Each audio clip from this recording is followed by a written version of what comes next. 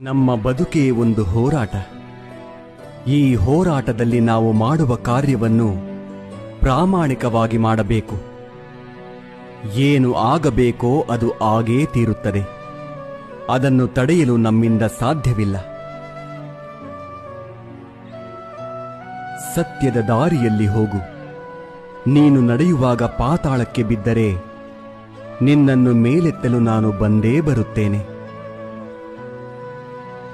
ಸ್ವರ್ಗದಲ್ಲಿ ಎಲ್ಲವೂ ಇದೆ, ಆದರೆ ಸಾವಿಲ್ಲ.